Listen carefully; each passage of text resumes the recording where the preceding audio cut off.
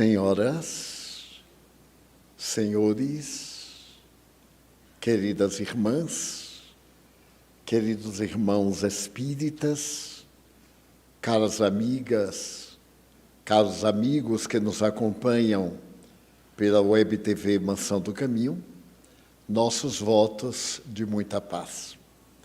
Conforme anunciado, a nossa reunião de hoje é dedicada ao labor que os nossos jovens realizam anualmente nos dias do Carnaval, conforme Kleber acabou de elucidar. A instituição espírita vê na juventude não a pessoa do futuro, mas a pessoa do presente. A humanidade caminha com os passos da infância, que logo mais se torna juvenil, adulta e começa o declínio orgânico para as atividades do porvir. E é de notar-se que Jesus teve uma grande preocupação com os jovens. Célebre a sua frase de referência às crianças: deixai que venham a mim as criancinhas e não as perturbeis. Porquanto ele estava no ministério, atendendo aos enfermos, aos descompassados morais, e as crianças queriam falar com ele na sua alacridade, na sua esperança. E os adultos, um pouco mais intolerantes, tentaram obstaculizar que essas crianças recebessem a carícia do Mestre. Jesus, então, repreende-os, porque todos nós fomos crianças, e a nossa adultez é resultado da nossa infância. Na psicologia, particularmente psicanalista, nós somos o resultado dos fatores desde a concepção e, particularmente, a convivência doméstica em relação à mãe para os conflitos da personalidade. É uma tese, portanto, de natureza psiquiátrica. Mais tarde, Allan Kardec preocupou-se muito em atender à juventude. Quando ele esteve na cidade de Tours, uma das grandes cidades da França no século XIX, um jovem chamado Léon Denis, de 19 anos, foi destacado para poder atender a multidão que acorreu ao local onde ele deveria proferir a conferência. Porém, naquela tarde, a conferência foi negada pela polícia local, porque o imperador, que era um ditador, havia estabelecido que nenhuma reunião com mais de 28 pessoas poderia ser executada sem permissão policial. Bem se vê que o imperador tinha medo que o povo desafiasse-o do poder arbitrário que ele havia tomado.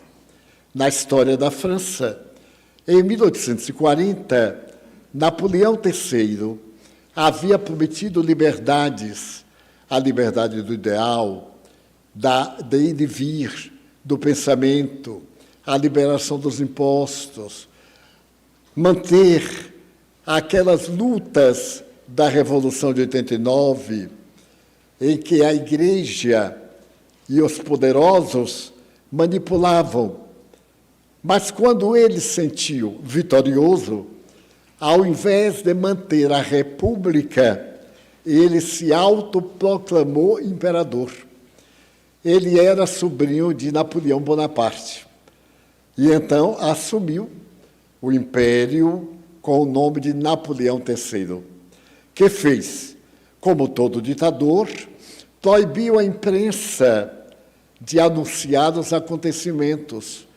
Começou a colocar o poder da igreja religiosa na fiscalização dos atos através da confissão, que era o lugar em que se descobriam os movimentos revolucionários, que eram pecaminosos para a igreja.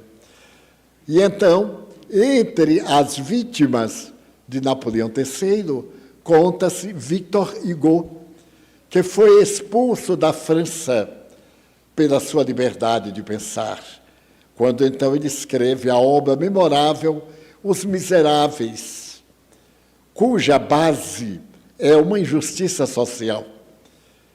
Os Miseráveis têm na personalidade central um homem que rouba um pedaço de pão para dar à sua família de miseráveis. E por esse furto, ele foi mandado para uma das mais terríveis prisões que existiam no solo francês. Ele foi mandado para o exílio e Jean Valjean, seu nome, ficou célebre como um indivíduo que não tinha nunca a possibilidade de sair da prisão, porque os prisioneiros eram colocados para remar os barcos até a morte. Eles eram aprisionados por correntes aos barcos para navegarem incessantemente. E Jean Valjean consegue viver, sobreviver e ganha a liberdade. Recebe um pequeno documento azul, que era a liberdade, mas que significava ex-forçado, portanto, um ex-sentenciado. Todo mundo que conhece essa obra magna, considerada uma das maiores da literatura mundial e a maior obra de Victor Hugo, acompanha quando ele volta à França, depois da liberdade, da extrema miséria, que iria dar trabalho ao ex-presidiário, que havia sido colocado para morrer e sobreviveu. E então ele muda de personalidade. E o Jean Valjean vai para o interior da França, assume a personalidade de um oleiro e se torna um homem muito próspero, até o dia em que encontra uma criança pela qual se fascina, uma menina. E esse homem que era próspero na sociedade e respeitado, em determinada ocasião, porque uma carruagem arrebentou o eixo, ele, para ajudar as pessoas, ergueu-a com o ombro, e aquilo despertou o ódio de um perseguidor. Um policial odiava-o e perseguia-o em toda parte até encontrar o menor erro para colocá-lo na cadeia até a morte. E essa trama é de uma beleza incomparável na literatura francesa. Somente um esforçado teria a energia de erguer o eixo de uma carruagem. Então ele foi denunciado. Foi denunciado, foge, e nesse ínterim ele experimenta um grande momento para a literatura, quando um sacerdote, Monsieur Bienvenu, um padre muito generoso, senhor bem-vindo, coloca-o para dormir na igreja. E ele vai dormir na igreja e vê os castiçais de prata, os objetos de ouro, e não aguentou, furtou-os, e o seu algoz, no dia seguinte, prendeu-o. Tinha agora os objetos para matá-lo na cadeia. Notem que a política é a mesma. É como se estivesse acontecendo isso aqui no país. Desta forma, ele precisava de que fosse apresentada uma queixa-crime. E vai ao sacerdote e pergunta se não quer denunciar, porque ele estava ali com os objetos do culto. E o padre, que era cristão, coisa muito rara de encontrar-se hoje, o sacerdote cristão de qualquer religião, diz que ele não havia furtado. Ele, o padre, lhes havia dado para que ele saísse da miséria. Então, Jean Valjean é liberado desse segundo crime. E quando o policial sai, ele diz ao padre: por que o senhor faz isso comigo? Ele diz, porque para que Deus quer objetos de ouro e de prata? Se Deus é o dono do mundo, então fez muito bem, mas agora transforme o tesouro do seu furto em pães de dignidade e de trabalho, e está liberado. Então ele vai novamente aprisionado, mas o algoz vê que ele é um homem tão notável, e o algoz era tão legal, que prefere suicidar-se a não levá-lo para o cárcere. E aí vai a história, que eu não irei sintetizar, uma obra de 400 páginas em 10 minutos. Então, esse Victor Hugo escreve no exílio Le Miserable, que já foi apresentado no cinema em várias versões. Eu assisti há 50 anos uma dessas versões. E a última foi em estilo opereta.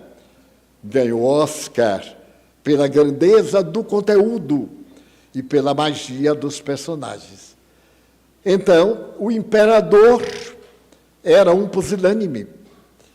E tendo medo de que uma reunião dessa se transformasse em uma reunião política e abalasse o governo, proibia. Allan Kardec estava viajando e, chegando à cidade de Tours, foi muito bem hospedado numa residência distinta, que alugou um salão público e anunciou a presença dele.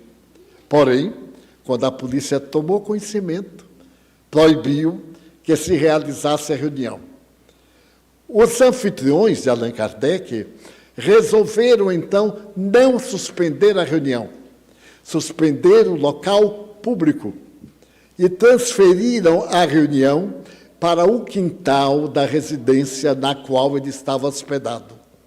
Mas o povo, que não sabia, se dirigiu ao local anunciado. E Léon Denis foi o jovem encarregado de dar a boa nova. A reunião não seria pública, mas seria uma reunião privada na residência de um amigo. E as pessoas foram para lá. Foi o primeiro grande gesto deste menino, porque ele era autodidata, era pobre, e fez uma educação impressionante. A bibliografia de Léon Denis é considerada, do ponto de vista ético, estético e de estilo, como a mais bela da doutrina espírita, pelos temas abordados. O primeiro desses temas é depois da morte. Que existe depois da morte? Ele faz uma análise das civilizações do passado, que dormem sob os lençóis de água dos oceanos ou as camadas de areia do deserto. A beleza das suas paisagens está encoberta pelos destroços e é calcinada pelo imenso sol do dia a dia. E então ele faz uma análise no prefácio que dá a ideia da grandeza que nós perguntamos. O que foi feito de Babilônia? O que foi feito do Colosso de Rhodes? As 7 maravilhas do mundo, inigualáveis até hoje, insuperáveis. O que foi feito? O tempo, esse marchand, destruiu lentamente na sua sucessão, porque nada na terra é eterno. Tudo é indestrutível, passando pelos controles de edificação, desconstrução, construção e transformações sucessivas. Como disse muito bem o químico, nada se perde no universo, tudo se transforma. E então Léon Denis vai explicar sobre a imortalidade da alma nesse seu après la morte. Depois ele começa a considerar o grande enigma da humanidade. Qual é esse enigma da humanidade? Deus. Desse-lhe o nome que nos aprouver, mas a esta causa incausada, muito bem denominada pela filosofia, que não encontra até hoje uma forma de definir Deus, ele escreve o grande enigma. Mas também estava em moda o socialismo. E ele faz uma análise de Spencer, de Karl Marx, e escreve o livro Espiritismo e Socialismo, porque ele pretende que o Espiritismo é uma doutrina eminentemente socialista. Por quê? Porque dá dignidade social a todas as criaturas humanas. Pega da caridade e transforma numa lei de justiça social. Não ter pessoas infelizes econômica, socialmente. Podem ter problemas emocionais, individuais, conflitivos, mas não de aquisição de um pão. Em uma sociedade, escreveu Kardec, em que alguém morre à fome, deveríamos ter vergonha de viver nela. Essa frase colocada em termos de hoje nos faz corar de vergonha. Quando vemos, por exemplo, Filadélfia, nos Estados Unidos, Los Angeles, na Califórnia, estarem com um problema gravíssimo, os chamados homeless, os chamados sem teto. Milhares de pessoas dormindo nas ruas, na mais extrema miséria, porque a filosofia é capitalista. Alguns dizem que é o melhor regime, mas outros dizem que não, o socialista, em que as autoridades governamentais estabelecem as metas para o povo e todos têm os mesmos direitos e os mesmos deveres. Não esqueçamos da palavra dever, toda vez que é pronunciar direito. Ah, eu tenho direito, sim, mas tenho dever também, porque não se podem desfrutar de direitos sem o cumprimento dos deveres correspondentes. Então, Denis aborda isso há mais de 100 anos, com uma atualidade que sensibiliza.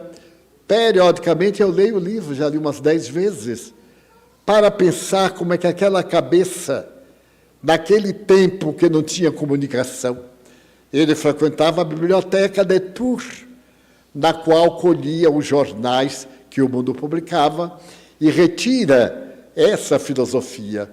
Mas o grande trabalho dele é a respeito dos problemas da vida. Quem é que não tem problemas? Viver já é um problema, porque é um desafio. Nunca podemos saber o que nos ocorrerá dentro de breves segundos.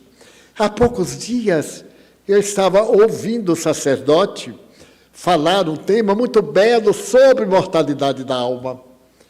Ele estava sendo filmado, era um congresso internacional da Juventude Católica. E ele falava, e por fim ele disse, e todos nós gozaremos da eternidade, e caiu morto. Foi viver aquilo que acabava de dizer. Foi um choque, um golpe terrível no auditório. Então, viver é um desafio, é uma incógnita. Vemos pessoa que está a morrer, recupera-se. E vemos campeão de saúde ter uma parada cardíaca, ter uma contrariedade, ter um problema de natureza cerebral e morrer em alguns segundos. Então, Leon Denis é o exemplo dos mais belos. Eu já narrei aqui que ele lamentou muito não ter ouvido Kardec. Era um dos seus sonhos, ouvir o codificador. No dia seguinte, ao dar conferência, ele foi à residência do anfitrião de Kardec e entrou pelo quintal, aqueles quintais do passado que tinham porta de acesso a outras ruas. E quando ele abriu a porta de acesso ao quintal, ele parou, porque Kardec estava no momento de bel prazer. Estava numa escada, tirando maçãs e jogando-as para a esposa, que as coletava numa cesta. Ele deixou aquela cena tão íntima, tão nobre, tão coloquial de um casal afetuoso, que fechou o portão e não foi conversar com Allan Kardec. Só mais tarde. Então, Leon Denis dedica aos jovens as mais belas páginas da sua literatura.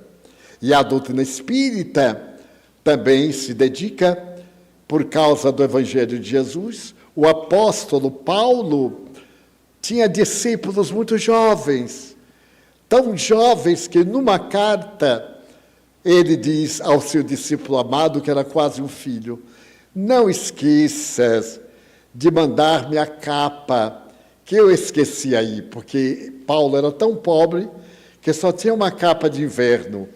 E tendo passado pela cidade de Filipos e viajado no dia seguinte, esqueceu a capa. Então ele pede que se lhe a mande para cobrir o corpo. Noutra cena, ele dirá assim: eram dias terríveis de solidão. E naquela oportunidade eu me senti inteiramente a sós. Todos me abandonaram, menos Lucas, que era um jovem. Então o jovem sempre ressalta. Há uma outra cena de juventude comovedora, porque Paulo sai a pregar e faz relações de amizade com os cristãos que conheceram Jesus, inclusive com uma senhora que morava em Jerusalém e era chamada Maria. Ela tem um irmão, pregador, que acompanha Paulo. E essa Maria de Jerusalém tinha um filho chamado João. O menino era fascinado pela beleza do Evangelho e se oferece para acompanhar Paulo nas pregações. 10 anos de idade. É uma criança. Acompanha Paulo, mas o rigor das viagens a pé, as intempéries, a fome, as dificuldades noturnas, dormir ao ar livre. Dormiu uma vez sob o dorso de um animal selvagem. Ele deixou aquilo tão macio, que dormiu direitinho, e era um leopardo. Quando ele desperta de manhã, claro, ele pediu muita proteção de Deus e foi em liberdade. Então o jovenzinho não aguentou e falou com seu tio, que acompanhava Paulo, que queria voltar para casa e vai avisar a Paulo. Então Paulo escreve uma carta e diz mais ou menos assim, mais ou menos, porque eu não vou dizer ipsis verbis. Ele diz assim: podes voltar para casa, mas lembra-te que Deus tem pressa.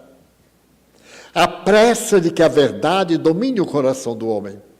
E tu, apesar da tua juventude, deves manter-te imaculado, porque é nesse período que nós adquirimos vícios, maus hábitos, difíceis de corrigir na idade adulta, porque nós somos automatismos orgânicos, psicológicos, emocionais. E então diz a ele assim: volta para casa, mas quando te sentires mais forte, lembra-te de desincumbir-te do teu dever de iluminar as consciências humanas. João, o rapazinho, voltam. Sabem quem era? O nome dele era João Marcos. Mais tarde, Paulo pediu a Marcos para escrever a memória do cristianismo. E ele, Marcos, pede notícias à sua própria mãe, que hospedou Maria Santíssima, que ofereceu o cenáculo para a última ceia, que esteve na cruz as chamadas mulheres piedosas de Jerusalém. João Marcos, portanto, foi aquele rapazinho que nos deu o evangelho mais curto e o evangelho de fenômenos, porque o evangelho de Marcos é da fenomenologia mediúnica de Jesus, os fatos e etc. Kardec, mais tarde, terá a oportunidade de se dedicar às lições para a juventude. E o Espiritismo vem até nós, pasmem, através de 2 meninas, uma com 12, a outra com 14 anos, as irmãs Fox. Na noite de 31 de março de 1848. Elas também tinham uma outra irmã, Li, que contava 16 anos. Mas não fica por aí. Mais tarde, nas mesas girantes, as médiuns eram todos, e não todes, todos. eram todos jovens. Por exemplo, no mês de junho de 1856, Allan Kardec estava diante de uma médium, 15 anos. E a médium entra em transe e diz: Denisard, porque o nome dele era Hippolyte Lyon, Denisard Rivaio. Allan Kardec era um pseudônimo. Foi o nome que ele teve 1000 anos atrás, quando foi ali mesmo na França, às Gálias, membro de uma doutrina hermética. Ele era, portanto, um sacerdote druida, que se chamava Allan Kardec. Em homenagem a essa reencarnação de 1000 anos, 2000 anos antes, ele usou o pseudônimo de Allan Kardec e ficou mais conhecido do que professor Rivaio. Se nós dissermos no público, seja com ele qual for, le professeur Rivaio, a maioria nem pegará. Mas se disser Allan Kardec, alguns saberão, é o tal do espiritismo. Pois bem, a médium tinha 15 anos. Era uma médium notável. Rivaio, o machado está do tronco da velha árvore. Cumpre a ti cortar a velha árvore, que eram as doutrinas que se derivavam do cristianismo. E ele então responde mais: se eu não tiver condições, outrem te substituirá, porque as leis divinas não dependem de um homem. Sempre há um outro projeto e um outro. Sempre há uma segunda, terceira, quarta versões. Deus não joga dados, como disse Einstein. Então, essa revelação foi feita pela senhorita Jafé, que, segundo alguns, se reencarnaria como Chico Xavier. A médium Jafé, a médium notável. Havia 2 irmãs da família Baudin. O senhor Baudin vivia na ilha da Martinica, na França. E a ilha da Martinica era produtora de tabaco, de fumo. E elas eram instrumento de fenômenos. Na sua casa, na Martinica, longe de Paris, as mesas se agitavam e seu pai, que vai se tornar amigo de Allan Kardec, pegou um caderno e foi fazendo perguntas e anotando as respostas que os espíritos davam através da mesa. Quando o professor Rivaio foi à residência em que se realizavam sessões, Madame Pleine Maison, e começa a observar os fenômenos, esse senhor disse-lhe: se você está interessado, minhas 2 filhas são sujeites. Não havia ainda a palavra médium. Sujeito do magnetismo. Eram sensitivas. E eu tenho 58 cadernos de perguntas e respostas que coloco à sua disposição. E deu-lhe os 58 cadernos que irão ser transformados em o Livro dos Espíritos. Aí vemos a beleza da história através de 2 meninas, uma com 12, a outra com 14 anos. Lendo o Livro dos Espíritos, imaginem, essas meninas não tinham cultura nenhuma, porque era proibido à mulher educar-se. A mulher era dedicada à tarefa de trabalhos domésticos, aprender trabalhos domésticos. Então, nós vamos ver, por exemplo, algumas delas vestirem-se de homens, adotarem um pseudônimo masculino, para poderem circular no meio dos intelectuais. Era a perseguição à mulher, que Kardec passa a defender. Então, aquelas 2 meninas dão respostas incríveis. A pergunta 540 do Livro dos Espíritos é uma pergunta de física quântica. A física quântica começa a primeira experiência em 1872. Allan Kardec já havia morrido fazia 3 anos, através de William Crookes. Desta forma, todos os médiuns de Kardec eram jovens.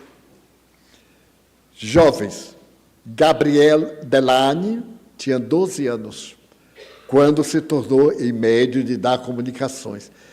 Eu valorizo muito isto, porque hoje pegamos um jovem de 12 anos com este mundo de informações e às vezes é um imbecil, só sabe futilidades. E quando a gente lê a doutrina e vê o conteúdo filosófico, o conteúdo de natureza profética, o conteúdo de natureza doutrinária, que resiste à negação da filosofia odierna, ficamos admirados. Era respeito à juventude. Kardec foi um propugnador de preparar os jovens para amanhã. É natural que, oportunamente, surgissem no movimento espírita, além das pessoas idosas, respeitáveis, responsáveis, porque é uma doutrina de adultos, a conduta moral, a ética de comportamento, morrer o homem velho, nascer o homem novo, dentro da sua estrutura orgânica, é um trabalho grandioso. Aí vem a juventude que necessita de ser amparada, apoiada, e vemos a juventude hoje sem líderes, o que é que está fazendo? Drogadição, alcoolismo, sexo, e apenas desvairar. Os jovens, em linha geral, me dizem, tio, eu não tenho o que é que eu vou fazer? Estudar. Mas no domingo eu vou à praia para poder gozar. E todos nós dizemos, mas é justo. Não é não. Da forma que ele se educa durante a semana, no domingo também. Vai à praia, desfruta da praia, mas não vai à praia apenas pelo prazer da sensualidade, mas sim pelo prazer desportivo, técnico, saudável que a praia proporciona. E não pelo fato de irmos para o desnudo e aproveitarmos a oportunidade para a libidinagem, a vulgaridade, para as festas em que a pessoa, quando vai entrando, já recebe uma taça de uísque com droga dentro. Eu acho que todo mundo vê isso nos filmes. Mal chega, recebe uma taça e é a primeira, até a overdose, muita dose, quando morre intoxicado, ou quando é assassinado pelas organizações da escravatura de criaturas humanas. Então, o Espiritismo criou os movimentos juvenis. E foi um baiano de Jiquié, professor Leopoldo Machado, que sugeriu o primeiro grupo de jovens. Ele era educador, na cidade de Nova Iguaçu, no Rio de Janeiro, tinha o Instituto de Educação, e ali no Instituto ele viu o potencial do jovem, estudando a doutrina, e criou a primeira juventude espírita. E, de imediato, ele criou também um hino, que nós chamamos o hino da alegria cristã, que os espíritas da geração passada memorizamos, e todos ainda cantamos nos momentos de festa, porque não somos de plástico para não irmos à festa. Vamos à festa, vamos a carnaval, vamos a qualquer coisa. A questão é da conduta lá, porque no monastério também as freiras eram prostituídas.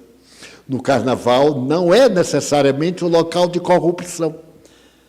Por que quando chega o carnaval? Esta experiência me aconteceu há uns 4, 5 anos. Quando eu saltei aqui no aeroporto, aí uma moça me deu uma camisinha, camisa de Vênus. Eu, então, perguntei assim, o que é? Ela disse, camisa de Vênus. Para que é? Ela ficou meio embaraçada, mas eu fiz de propósito, é claro. Ela disse, para o carnaval. Eu digo, para ir para o carnaval tem que fazer. Como é que faz? Ela disse, veste. Eu disse, mas veste como? Bota na mão, na cabeça, na orelha. Aí o senhor pergunta a um colega, porque era tão jovem, distribuindo, porque o carnaval passou a ser símbolo de sensualidade. Se vai ao carnaval para o sexo. Mas como o sexo cansa, tudo cansa. Então, as variações. Quais? O estímulo de uma droga. A cocaína, mas ela é muito cara, o crack. Mas ele é muito caro, uma droga química de R$10. Mas R$10 são muito, tem agora uma superdose de R$5 aqui no Pau da Lima, ali na esquina vende. É só a gente dizer assim, me dá aí uma dose, toma a dose, 5 paus, e perde o cérebro. Então é isso que nós temos que educar nossos filhos. E não achar, não, meu filho não faz isso, já fez. Vou lhes contar a coisa mais interessante da minha vida. Nós tínhamos um lar de meninas e de meninos. Isso nos anos 47, 52. E como sexo naquela época era imoralidade, até a palavra a gente não dizia. Dizia aquela coisa, todo mundo sabia o que era. Porque fazer sexo, Ave Maria, ferir o pudor. Era uma ignorância tão estúpida que hoje é cômica. Pois bem, então, eu tinha os cuidados que todo mundo tem, não falava com nenhum deles. Quando um dia chegou uma filha minha, que estudava na escola normal, lá no Barbalho, trazendo a revista O Cruzeiro. E o Cruzeiro havia feito uma reportagem sobre lesbianismo. A palavra lesbianismo vem de uma ilha grega chamada Lesbos.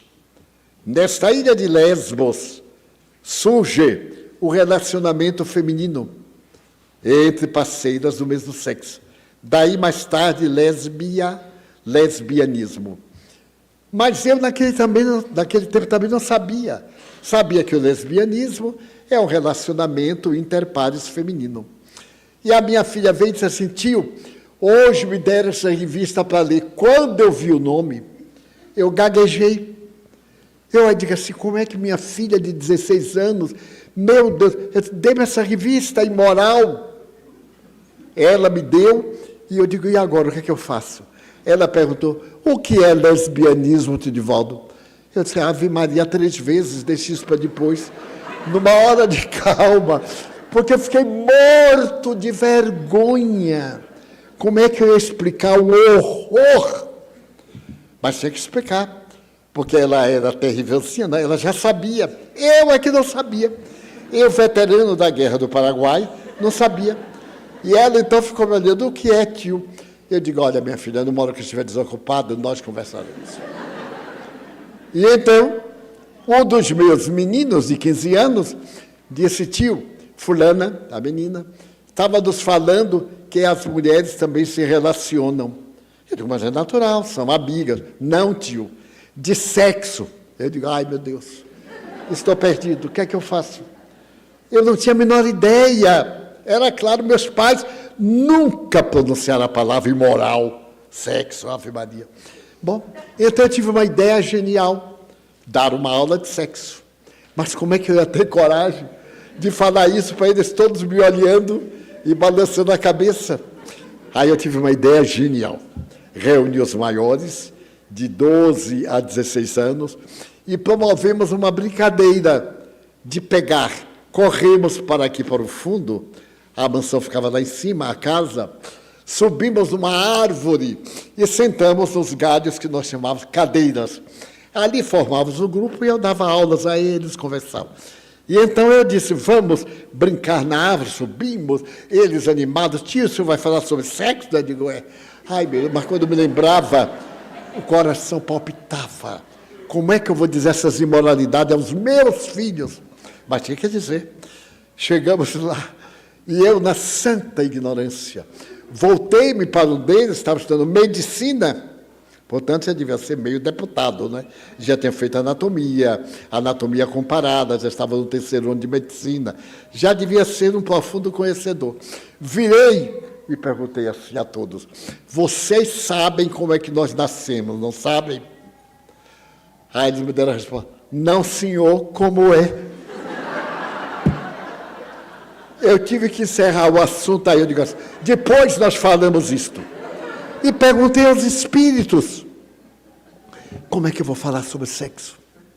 Porque todo mundo era assexuado.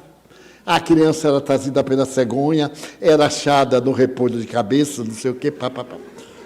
Então, Joana de Anjos me disse, compre um casal de preás, ou de coelhos, que se reproduzem cada 3 meses. E deixa as crianças verem. Depois, então, você explica. E diz, mas como é que eu vou explicar depois que eles já viram? A verdade é que eu mudei de tema, arranjei outros, expliquei o que era possível. E certo dia, eu estava almoçando quando entrou um pequenininho correndo, que era terrível. Tio Divaldo, venha correndo, que o coelhinho está vomitando outro. Eu digo, todo mundo venha para o vômito. Aí dei a minha primeira aula de sexo.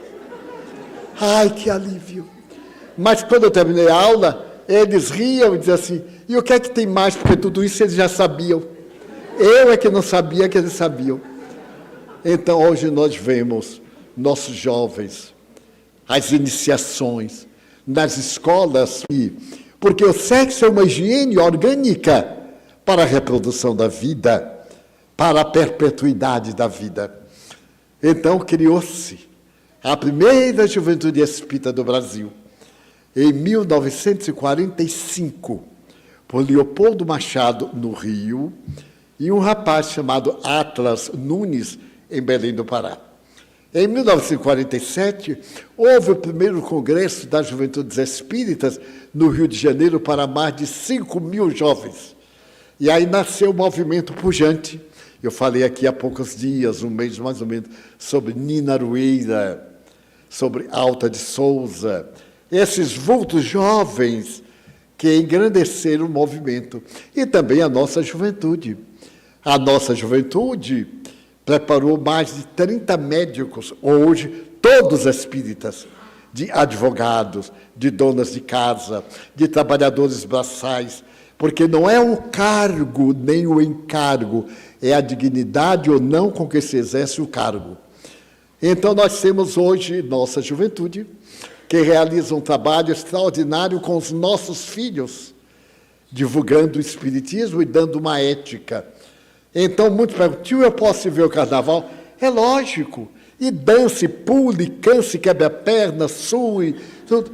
Mas, como vai a um baile, como vai a uma festa de aniversário, não ir para outro objetivo. Daí, o próprio nome vem do latim, que eu já falei aqui 1 milhão de vezes. Carne nada vale, ou carne é uma coisa morta, do verbo latino. Dom Helder Câmara fez uma conferência extraordinária sobre o carnaval antes de viajar a Paris para o exílio. Foi um sacerdote bispo de Recife e de Olinda que viveu o cristianismo com tal grandeza que o crucifixo de ouro que todos usam, ele fez um de madeira e mandou derreter o ouro e deu de alimento para os pobres. Na grande campanha, nos anos 80, que invadiu o Brasil, com o atendimento aos necessitados. Daí a nossa juventude tem por objetivo preparar os nossos jovens para enfrentar a corrupção. E graças a Deus, um grande número daqueles que eu conheço está casado, o lar equilibrado, alguns separados porque não deu certo a comunhão conjugal, tenta uma outra experiência, perfeitamente ético, legal e moral, sob qualquer ponto de vista. Daí hoje é a celebração da atividade de amanhã, o dia inteiro.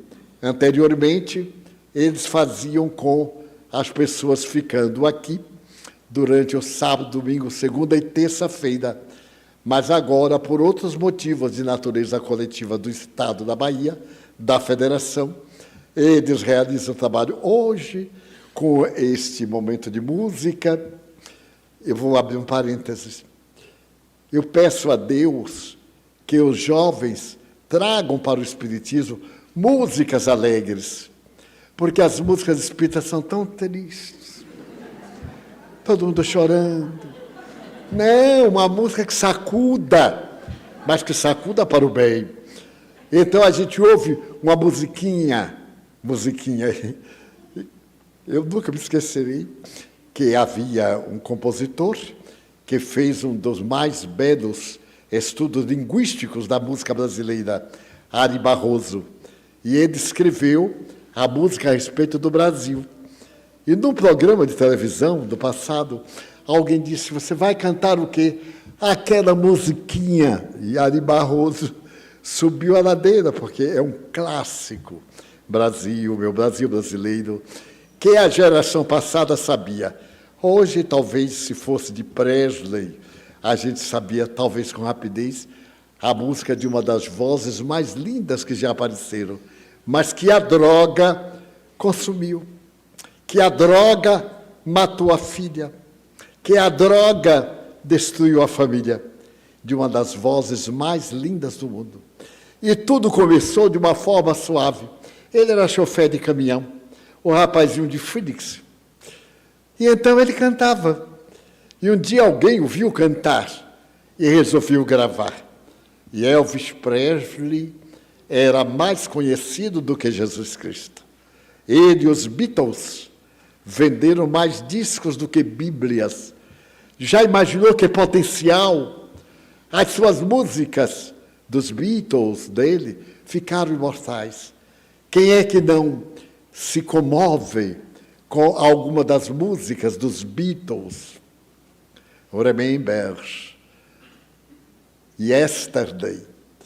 A gente ouve e navega. Então, eu tenho pedido a Deus que os jovens espíritos me arranjem assim, umas músicas um pouquinho animadas, né? Que a gente possa balançar na cadeira, que não faz mal nenhum, é terapia muscular. Mas já é uma boa coisa, porque logo no começo não havia jovens com tendências musicais, mas era um período de músicas, isso por volta dos anos 80, 90. Então se começou a pegar músicas conhecidas e colocar letra espírita, literariamente chamado paródias. Então a música se tornou muito célebre. Uma música paraguaia, as paraguaias, né? A gente gosta daquele embalo paraguaio. E então, era Lago de Pacaraí. Meu Deus, será que alguém lembra disso? Ou somente eu? Alguém aqui não lembra de Pacaraí, meu Deus? Aquele lago maravilhoso do Paraguai, que eu fui ver e quase morri de náusea. Era como a misteriosa lagoa de Itapuã. Que beleza na voz de Dorival Caymmi. E que beleza a gente olhando a lagoa, hoje, coitada, quase entupida. Mas bem, então é muito bonita aquela noite de Pacaraí, aquele céu. Aí fizeram uma letra espírita e colocaram na música. Foi um desastre. Porque quando começaram a cantar, a gente lembrava de Pacaraí. A música dizia mais ou menos assim: numa noite extensa, Jesus Cristo veio a Nazaré, nessa noite plena, mas eu, ao invés de cantar a letra espírita, cantava a letra que eu já conhecia. Então foi horrível, porque cada paródia triste. O Espiritismo é doutrina de alegria, de entusiasmo, de coragem, de vencer a luta, de aceitar o desafio com entusiasmo. Já temos aqui notáveis espíritas. Já temos discos notáveis de escritores espíritas, poetas, musicistas, que nos embalam grandemente. E algumas que a gente não aguenta mais, que foi do começo do século, não é? Nilson mesmo dizia que se ele estivesse desencarnado e tocasse aquela música, ele levantava do caixão e saía. A música é Quanta Luz. Quem é que aguenta quanta luz nesse ambiente? Não aguenta. Aí precisa também de luz, mas também precisa de um pouco de movimento, de alegria, de fraternidade, de namoro. É vida normal, acrescentada de beleza. É isso que os nossos jovens fazem. Aqui nas reuniões, eles então estabelecem um programa de dignificação humana, visitados infelizes. A nossa juventude atende a um grande número de crianças do Pau da Lima. E, paradoxalmente, num dos natais, foi armada pela primeira vez na Rua do Ouro. Vão olhar a Rua do Ouro. A Rua do Ouro. É uma belezinha, vai sair na Gal Costa, do Pau da Lima lá. O problema é chegar na Gal Costa. Mas então é Edilton e equipe, porque Edilton foi de outro grupo, agora já tem outro. Daqui a pouco vão aposentar, porque não estão mais na juventude, não é? Essa é a juventude eterna, mas deixa para lá. Então, primeiro fui eu, aposentei, Edilton tomou conta. Foi aposentado agora. Na próxima reunião, no próximo ano, Deus há de ajudar que teremos caras novas e eles para ser mentores, porque já são velhotes, já tem mais de 30. E então, Edilton colocou uma árvore de Natal na Rua do Ouro, meninos drogados, em que a nossa juventude faz reforço escolar para jovens de grande sofrimento, viciados, dependentes da rua, tentando tirá-los das malhas do crime, e temos conseguido. Dezenas. Pois bem, e ele disse assim, meu Deus, quando eu deixar a árvore aqui fora, ela amanhã estará desencarnada. Então veio um dos jovens toxicômanos e disse, tio, nós, a elite da rua, vai tomar conta da árvore. Foi a única árvore que escapou. Ela ficou o tempo todo. Então, até hoje tem a atividade social, a preparação de cursos para vestibular no tempo do vestibular. Que é bom para os pais, que seus filhos venham sábados à tarde, domingo pela manhã, que vão visitar os pobres, aqueles que não tinham casa, e os jovens construírem em um dia um quarto de taipa, de zinco, para um homem deformado cuja mãe idosa tomava conta, e para outros, dando lar, ensinando higiene, cuidando e, sobretudo, colocando a figura do trabalhador incansável que é Jesus Cristo. Então, quero congratular-me com a juventude e estimular aos pais para que tentem mandar os filhos. Alguns não vão querer, é natural, mas seduzamos, digamos, vá pelo menos para ver, porque estando só jovens, é muito melhor jovens juntos do que um jovem comigo. Quando ele usar um tema, eu nem sei abordar, porque já não é da minha cogitação emocional, mas é da cogitação emocional dos meus netos, dos meus bisnetos, tem vários aqui me ouvindo. Então, a juventude e a infância, aulas tecnicamente preparadas por pedagogos, psicólogos, por educadores do maior refinamento em Brasília, organizando programas para nossos filhos, para que eles se libertem dos vícios, para que não caiam nos vícios, para que tenham uma vida normal, quer dizer, uma vida saudável. E façam de tudo. O espírita não é um alienado, não pode. Pode tudo, tudo. O negócio é a medida de até onde pode. Ou melhor, até onde deve. Porque nem tudo que se deve se pode, mas nem tudo que pode se deve. Paulo dizia, muita coisa ele gostaria de não fazer e fazia. E muita coisa ele gostaria de não fazer e fazia também.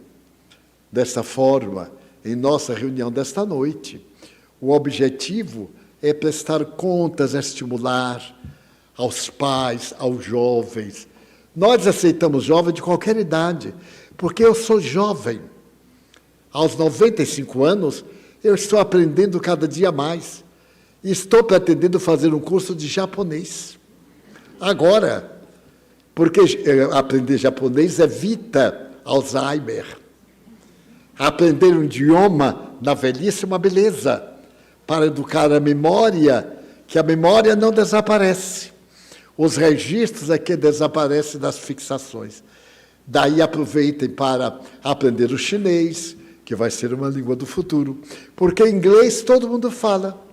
Até eu sei dizer goodbye, goodbye, como se fosse um good, uma bola de good.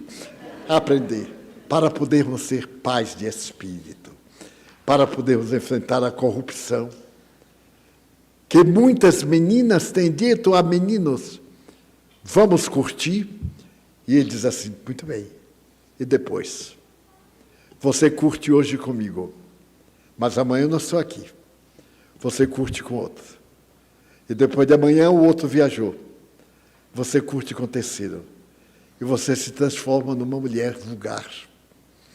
Então, pelo respeito que eu tenho a você, não vamos curtir. Vamos ser bons amigos. E vamos primeiro nos amar, para ver quando nós podemos curtir. E eu pergunto a meus amigos jovens, como é namorar atualmente? Porque eu sou do tempo que namorar era uma maravilha. Eu tenho uma amiga que ficou noiva 21 anos. Quando casaram, ela já não era fértil para ter filhos, 21 anos. Agora casa antes de namorar e separa depois que namorou. Então, nós precisamos mudar a ordem dos fatores. Algo está errado. E o Evangelho de Jesus nos dá a pauta. Isso é bom, mas será que eu não posso superar?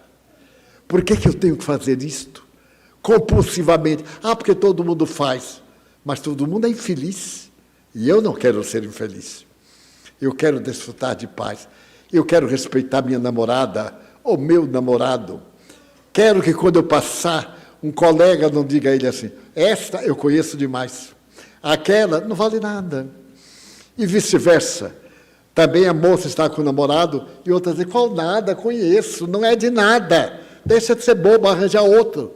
Será que a vida é isso? O arranja, porque tem um momento que a gente tem que ter paz. A gente tem que ter reflexão. Tem que viajar para dentro e perguntar o que é que eu quero da vida. É o chamado sentido psicológico da vida. Assim, amanhã, como foi anunciado, eles estarão aqui para atender os que se inscreveram.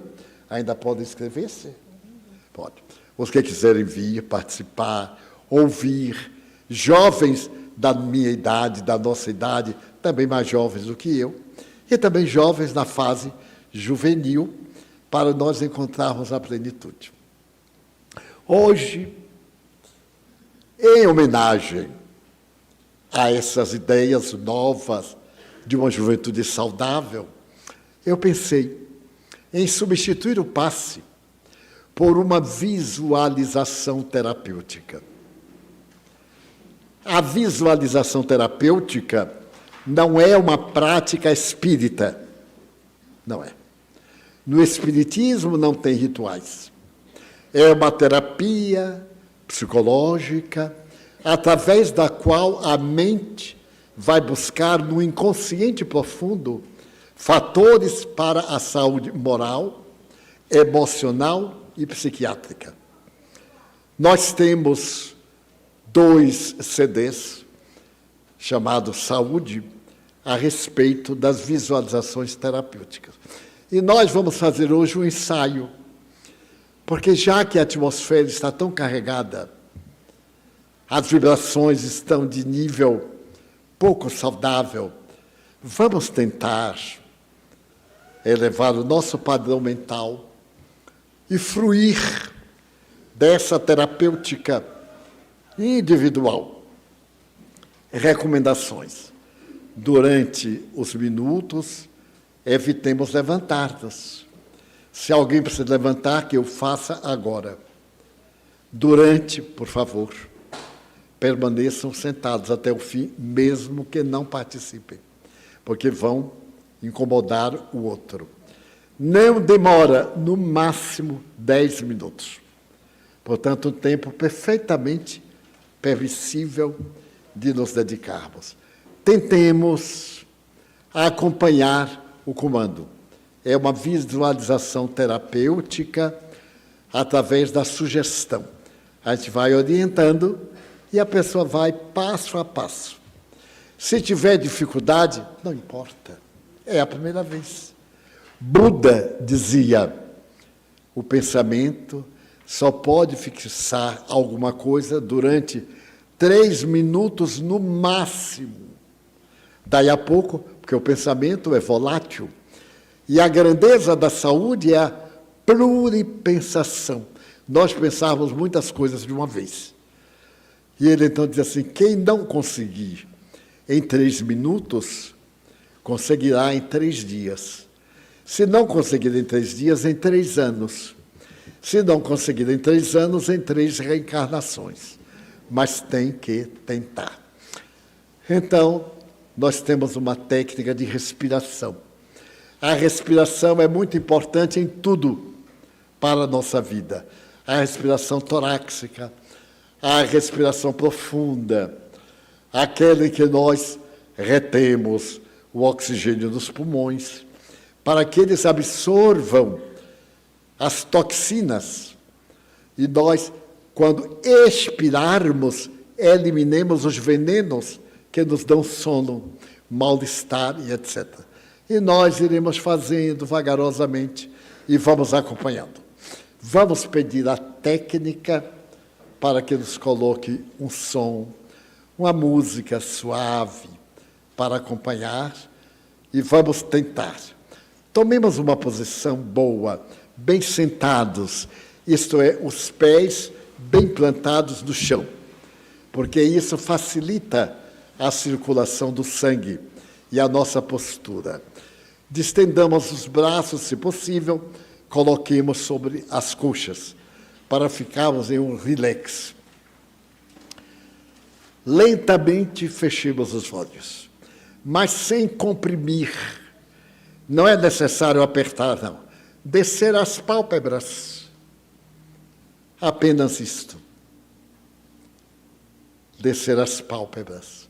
E respirar de maneira mais suave, mais tranquila. Eu vou fazer um ritmo. Quem puder acompanhar, muito bem. Quem não puder, faça o seu próprio ritmo, porque é uma experiência. Vamos então fechar os olhos, colocar os braços arriados sobre as coxas.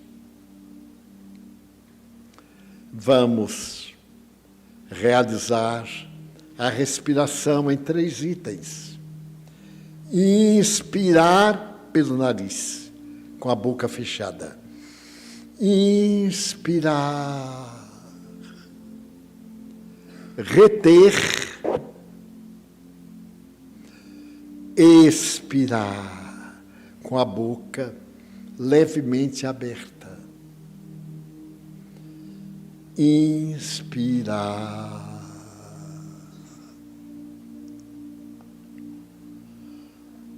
Reter,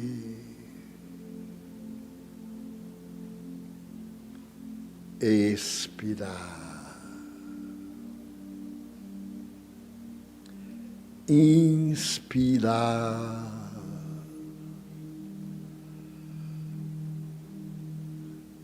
reter, expirar.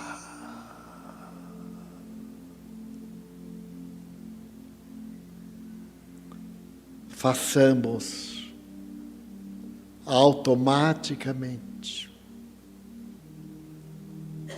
em nosso próprio ritmo.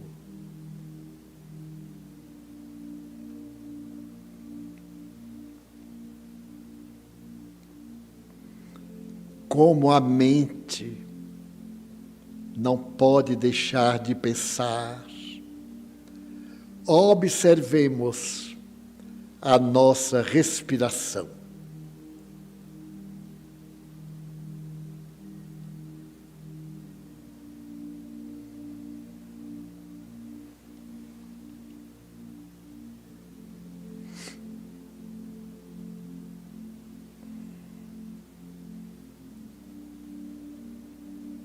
Agora,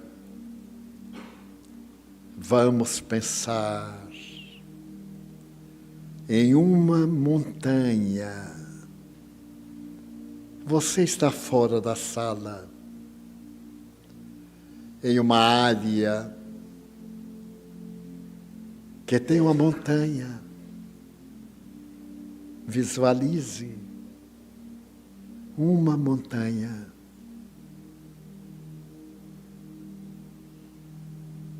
Coloque-se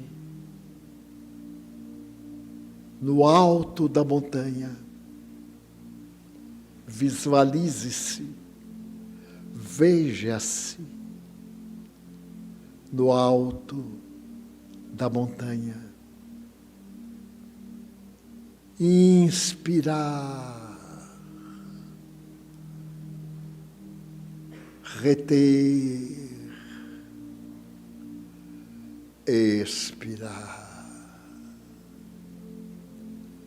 Enquanto respira, olhe a natureza em volta,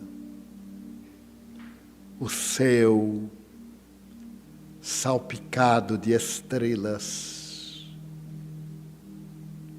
Visualize o céu salpicado de estrelas. Olhe a paisagem longe, a natureza longe,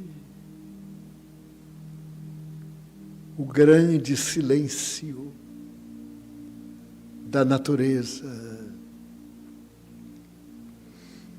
Você está a sós, no alto de uma montanha.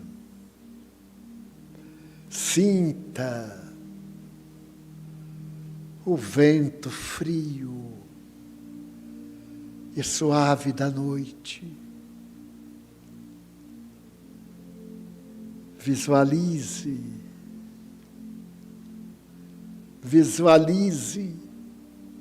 uma estrela qualquer. Visualize-a e note que ela aumenta de volume e brilha de tal forma que ilumina a montanha e você. Visualize-a. Observe que essa estrela move-se como se estivesse vindo na sua direção. Inspirar, reter, expirar. A estrela está descendo, bela, fulgurante, e você está vendo-a no silêncio da noite imensa. De repente, você percebe que ela toma uma forma humana a uma distância regular da sua vista. Olhe, é um homem vestido de uma túnica longa que vai até os seus pés. Olhe bem, o semblante é Jesus, conforme as oleografias que você conhece. O semblante dele leve, bailando um suave sorriso. Ele desce e fica no mesmo nível em que você está na montanha. Inspirar, reter, expirar. Ele se aproxima e você o vê. Ele parece sorrir. Parece que ele faz uma pergunta. Diga, no ritmo da respiração, eu sou vida.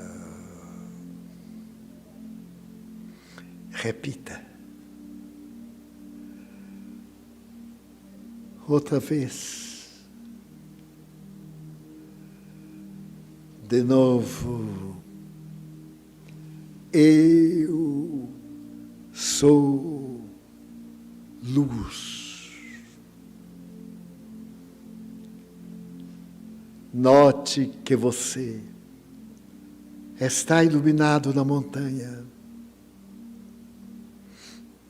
Eu sou paz. Paz.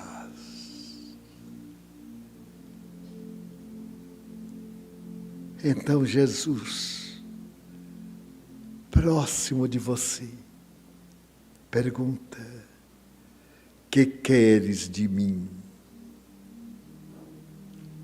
Lembre-se de um dos seus problemas e responda: Senhor, eu sou vida, eu sou luz, dá-me tua paz. Ele se aproxima e abraça você. Abrace-o. Ele funde-se em você. Olhe-se. Absorva essa energia. E quando o problema voltar, volte também à montanha e deixe-se impregnar do abraço de Jesus. Inspira.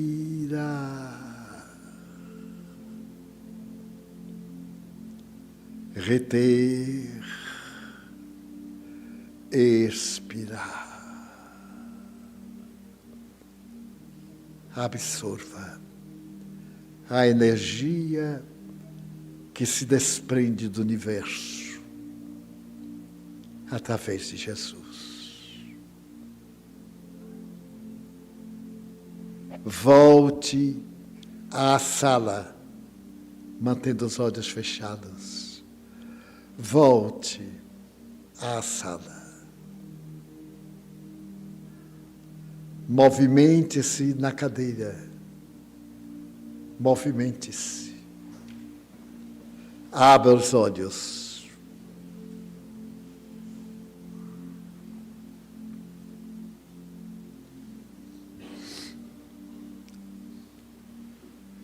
Levem esta vibração. A paz é possível. E digamos: Senhor, nós te agradecemos esta oportunidade de reflexão, de paz, e pedimos-te que os próximos dias sejam vencidos de forma altaneira, pacífica e pacificadora. Agradecemos a experiência que poderemos transformar em uma vivência conforme os padrões da moderna terapia psiquiátrica. E agradecemos a Deus, nosso Pai, a Maria, a Santíssima, e aos Espíritos bons a sua presença e partimos para os nossos lares. Está encerrada a nossa reunião.